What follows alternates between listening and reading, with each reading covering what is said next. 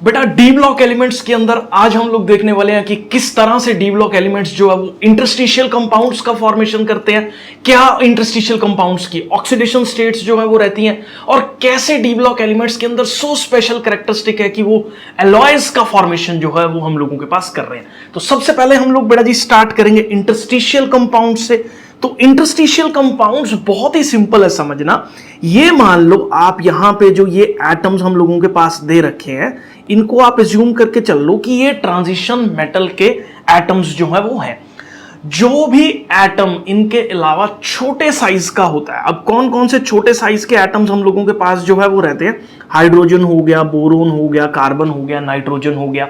ये जो एलिमेंट्स हैं इन पर्टिकुलर इंटरस्टिशियल साइट्स पे आके जो है वो फिट हो जाते हैं, क्योंकि इनका स्पेस इनफ होता है इस पर्टिकुलर एटम को एकोमोडेट करने के लिए। ठीक है, तो देखो ट्रांजिशन मेटल जो इंटरस्टिशियल कंपाउंड्स बनाते हैं किनके साथ, हाइड्रोजन, बोरोन, कार्बन और नाइट्रोजन के साथ, क्योंकि इनका एक तो नॉन मेटेलिक है और ये gate trapped in the vacant spaces. और जिस तरह से जो है वो इंटरस्टिशियल कंपाउंड्स का फॉर्मेशन जो है ये पर्टिकुलर ट्रांजिशन एलिमेंट्स जो है वो कर रहे हैं।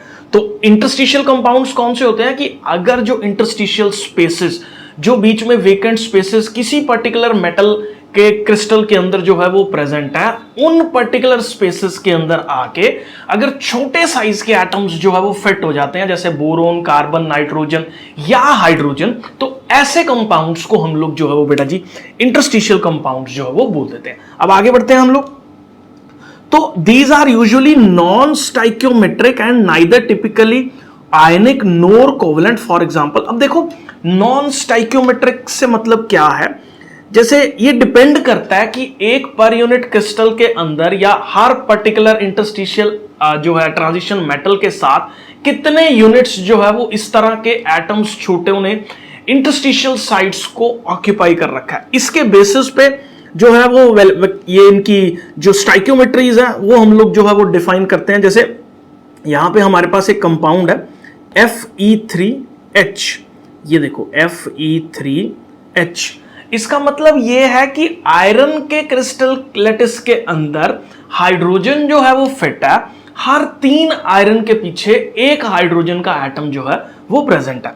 ऐसी देखो यहां पे VH0.56, कई बार क्या होता है कि फ्रैक्शन में भी ये जो रेशो है वो चली जाती है, इसको राउंड ऑफ करेंगे तो लगभग कुछ 2 वेनेडियम के ऊपर जो है वो हम लोगों के पास एक पर्टिकुलर हाइड्रोजन जो है वो प्रेजेंट होने वाली है।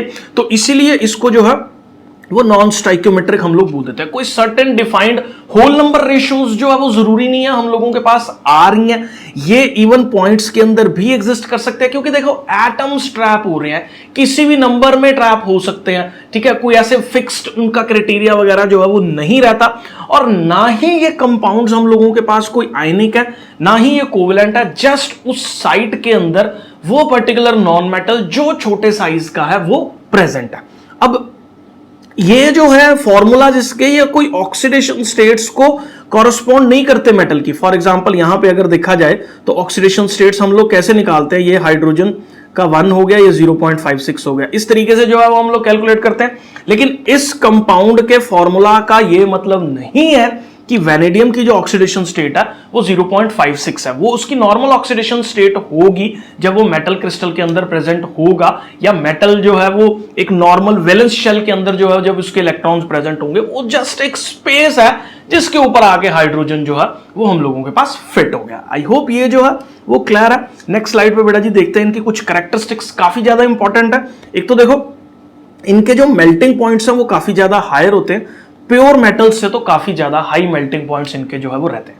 कारण क्या है, इसका मास जो है वो बढ़ जाता है, जिससे वैंडरवाल फोर्स ऑफ अट्रैक्शंस जो है वो इंक्रीज कर जाते हैं, जिससे मेल्टिंग पॉइंट्स और बॉइलिंग पॉइंट्स जो है वो इंक्रीज कर जाते हैं। अब ये हार्ड रहते हैं, हार्ड क्यों रहते हैं, क्योंकि इंटरस्टिशियल साइट्स में एटम्स आके फिट हो गए, डेंसिटीज जो है वो बढ़ गई हैं, जिसकी वजह से जो है वो काफी ज्यादा हार्डनेस जो है वो अचीव हो जाती है। इवन बोराइड्स की जो हार्डनेस है वो हम लोगों के पास अप्रोक्सीमेटली डायमंड्स से जो है वो मिलती जुलती है।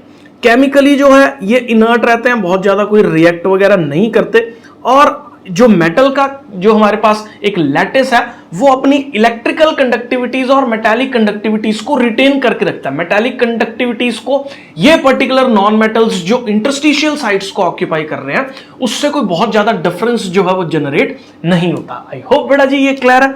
नेक्स्ट हम लोग देखेंगे कि किस तरह से हम लोगों के पास जो ट्रांजिशन एलिमेंट्स हैं वो एलॉयज का फॉर्मेशन जो है वो कर रहे हैं। अब देखो एलॉयज बेसिकली क्या है, इसके अंदर हम लोग जो है वो मेटल को ब्लेंड कर देते हैं, 2-3 मेटल्स को ब्लेंड कर सकते हैं या मेटल और नॉन मेटल को आपस में गर्म करके जो है वो ब्लेंड कर देते हैं, जिससे हम लोगों के पास जो है वो एलॉयज का फॉर्मेशन हो जाता है। अब बेसिकली अगर देखा जाए तो ये एक होमोजीनियस सॉल्यूशंस है जिसमें एक मेटल जो है वो हम लोगों के पास प्रेजेंट है और उसके साथ बाकी जो हमने इंप्योरिटीज बोल लो या उसके कंपोनेंट्स बोल लो डाल रखे हैं वो एक सर्टेन रेशियो के अंदर जो है वो हम लोगों के पास प्रेजेंट रहते हैं। ठीक है, अब ये मेटल जो है वो एलॉयज कब कब बना रहा है, जब जो एलॉय का मेटल है जिसके अंदर हम लोग 2 कंपोनेंट्स मिक्स कर रहे हैं उनका जो एटॉमिक साइज है या रेडियस है वो अप्रोक्सीमेटली एक दूसरे के साथ जो है वो मिलता जुलता होना चाहिए। ठीक है, तो यहां पे लिखा है 115% जो है वो हो सकता है, उसकी रेंज में जो है हो सकता है ±15% के आसपास जो है वो हो सकता है, तब तो वो पर्टिकुलर जो है वो एलॉयज का फॉर्मेशन करेगा। अदरवाइज जो एलॉयज का फॉर्मेशन है वो हम लोगों के पास थोड़ा कंपैरेटिवली जो है वो मुश्किल हो जाता है। आई होप ये सारी कैरेक्टरिस्टिक्स आपको जो है वो क्लियर है। तो इस तरह से देखो एक पर्टिकुलर मेटल था जिसके अंदर हमने कोई दूसरा पर्टिकुलर नॉन मेटल या मेटल जो है वो मिक्स कर दिया, जिसने इस तरह से जो है वो ऑक्यूपाई कर लिया मेटल को, उस जगह से हटा के खुद जो है वो उस पर्टिकुलर जगह पे हम लोगों के पास आ गया, डिफरेंट मेटल जो है वो आ गया। तो इस तरह से जो है वो एलॉयज का फॉर्मेशन हम लोगों के पास हो जाता है। आई होप बेटा जी ये क्लियर है। नेक्स्ट हम लोग बात करेंगे because of the similar radii and other characteristics transition metal alloys are readily formed by these elements। ठीक है, तो ये जो है वो क्योंकि इनकी कैरेक्टरिस्टिक्स मिलती जुलती हैं और ये जो है वो alloys का फॉर्मेशन काफी इजीली जो है वो कर लेते हैं। तो जैसे फेरस के कुछ एलॉयज हैं जिसमें chromium, vanadium, tungsten, molybdenum, manganese जो है वो यूज किए जाते हैं स्टील्स और स्टेनलेस स्टील्स के लिए, क्योंकि इनकी कैरेक्टरिस्टिक्स आपस में जो है वो मिलती जुलती हैं। ये एलॉयज जो है वो हार्ड होते हैं और जो है वो इनके हाई मेल्टिंग पॉइंट्स वगैरह जो है वो रहते हैं। कुछ इंपॉर्टेंट एलॉयज जो आपको जानने हैं, ब्रास जिसमें कॉपर और जिंक प्रेजेंट है और ब्रॉन्ज जिसमें कॉपर और टिन प्रेजेंट है। इनका काफी ज्यादा एक बड़ा इंडस्ट्रियल एप्लीकेशन जो है वो हम लोगों के पास रहता है। आई होप बेटा जी ये क्लियर है। आज के लेक्चर में बस इतना ही। नेक्स्ट हम लोग देखेंगे कि किस तरह से जो है वो इंपॉर्टेंट जो है वो कंपाउंड जिसके अंदर K2Cr2O7 और KMnO4 का फॉर्मेशन किस तरीके से हो रहा है नेक्स्ट लेक्चर में देखेंगे। Stay tuned, stay connected. बेटा जी सब्सक्राइब कर दीजिए और बहुत जल्दी बहुत सारे डी ब्लॉक एलिमेंट्स की पूरी सीरीज जो है वो हम लोग कंप्लीट करने वाले।